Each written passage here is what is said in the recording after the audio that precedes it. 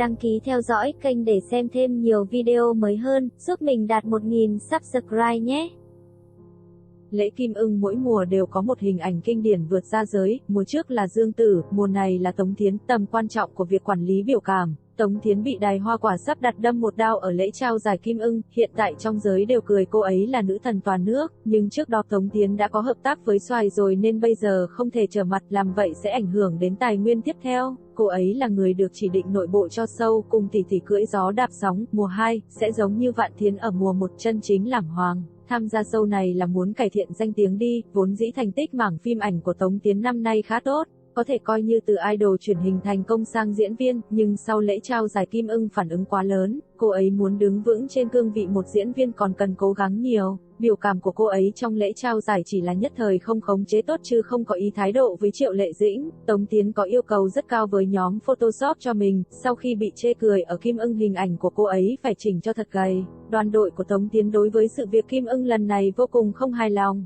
Đoàn đội Tống Thiến đối với Đài Xoài là kiểu dám giận nhưng không dám nói, lúc trước để có danh hiệu đã tặng Xoài không ít lễ vật, kết quả lại bị toàn mạng chê cười, đã vậy Xoài còn có một số hành động khiến Tống Thiến mất hết mặt mũi. Tuy những thao tác của Kim Ưng làm cho Tống Thiến dính mấy tin xấu, nhưng tài nguyên vẫn tốt hơn trước đây nhiều. Tuy nữ thần Kim Ưng không phải giải thưởng nhưng nó là một sự công nhận về hình tượng và nhiệt độ. Sau khi Tống Thiến giành được danh hiệu nữ thần Kim Ưng, không ít netizen thấy bất bình thay cho Đàm Tùng Vận, cho rằng danh hiệu này đáng ra phải thuộc về cô ấy. Thực ra, trong danh sách đó, độ hot của Đàm Tùng Vận có lẽ không xếp thứ nhất. Thứ cô ấy đứng đầu là hảo cảm, ấn tượng tốt của mọi người dành cho mình. Gần đây có người cố ý kích thua đoàn đội Tống Thiến và Tống Giật, người đó cố ý tung ra rất nhiều bản thảo nâng Tống Thiến dìm Tống Giật để đoàn đội Tống Giật nghĩ rằng phía Tống Thiến làm. Đoàn đội Tống Thiến đã tìm ra người kích thua còn chủ động bày tỏ thiện ý với phía Tống Giật nhưng không được đáp lại. Hiện tại nữ phụ bộ Gió Nổi Lên Lạc Dương đang được Triệu Lộ Tư và Tống Giật cạnh tranh. Gió Nổi Lên Lạc Dương, nữ 2 Tống Giật. Trước đó IQIYI chỉ công bố một mình nữ chính Tống Thiến là muốn cho Tống Thiến thể diện, cũng lưu lại nhiệt độ cho couple sánh đôi với Vương Nhất Bác.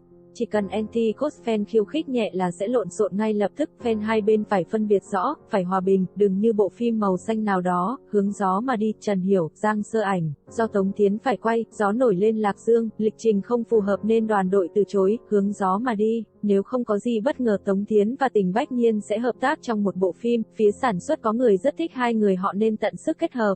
Gần đây Tống Thiến mặc lễ phục siêu sang của Carolina Herrera 2021. Điều này cho thấy việc cô ấy bị diss nhan sắc tại Kim Ưng không có ảnh hưởng đến tài nguyên thời trang, ngược lại độ nổi tiếng của cô ấy tăng lên không ít. Nghệ sĩ Hàn Hồng vừa đăng bài khen ngợi Vương Nhất Bác vì đã không ngại đường xa vất vả, dành hết ngày phép để tham gia hoạt động từ thiện do mình khởi xướng. Nội dung: thằng bé đến nơi lúc nửa đêm, chuyến này đi về phải ngồi xe tổng cộng 11 tiếng đồng hồ, đường thì chòng chành mệt mỏi, ngủ được 5 tiếng là phải dậy làm việc rồi. Làm từ thiện cần lòng thành và sự cống hiến. Đoàn phim cho cậu ấy nghỉ ngơi 3 ngày, cậu ấy dành hết cho hoạt động từ thiện tại Vân Nam. Vương Nhất Bác, cậu thật khiến người khác yêu mến, yêu cậu, thật xứng đáng. Sau đó Hàn Hồng chia sẻ lại bài đăng của mình một lần nữa kèm dòng trạng thái: khi lưu lượng xứng đáng với năng lượng tích cực tương đương thật tốt đẹp, đứng trước tình yêu, mọi thứ đều bình đẳng. Người phát ngôn Hòa Bình Tinh Anh, Game PUBG, Vương Nhất Bác, Địch Lệ Nhiệt Ba, Hoa Thần Vũ, Dương Siêu Việt. Ngày 15 tháng 11 Vương Nhất Bác sẽ tham gia meeting của Game Hòa Bình Tinh Anh tại Thượng Hải. Vương Nhất Bác và Thái Tử Khôn đang ở tình trạng khai chiến. Đoàn đội hai nhà đều thuộc dạng không ngán gì nhau, năm nay cả hai đều được mời đi đêm hội Tinh Quang Đại Thưởng, lúc đó sẽ có một trận chiến nữa. Có bên phe vé tiết lộ Tiêu Chiến và Vương Nhất Bác sẽ cùng tham gia đêm hội thời thượng Cosmo, đồng thời cũng báo giá cho fan như sau: có thể sắp xếp cùng bàn cộng chụp ảnh cộng xe xịn đưa đón từ 30.000 trở lên, trên 100 triệu đồng. Có tin Hữu Phỉ của Vương Nhất Bác và Đấu La Đại Lục của Tiêu Chiến sẽ cùng lên sóng trong tháng 12. Phó Chủ tịch công ty Tencent Tôn Trung Hoài đề cập đến việc Đấu La Đại Lục chính thức bước vào giai đoạn phát sóng.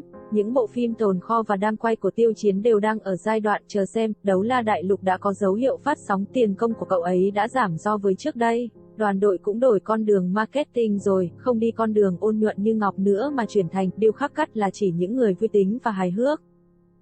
Tạo hình và trang phục của Như Ý Phương Phi rất khá, cảm giác couple giữa Trương Chiết Hãn và Cúc Tịnh Y cũng rất mạnh. Lần này đoàn đội hai người sẽ giao tác couple, nhiệt độ bộ phim này không tệ, hai bên cũng sẽ cùng nhau xuất hiện trong các hoạt động kinh doanh. Bộ phim tiếp theo của Trương Chiết Hãn là web drama huyền nghi của Youku, thần thám phục cổ, song nam chính. Gần đây Vương Tư Thông lại like bài viết Cúc Tịnh Y thua kiện, mọi người bắt đầu đồn đoán không biết giữa hai người có mâu thuẫn gì. Một số người vui tính đưa ra đáp án, tổng tài bá đạo yêu mà không được đáp lại sinh hận.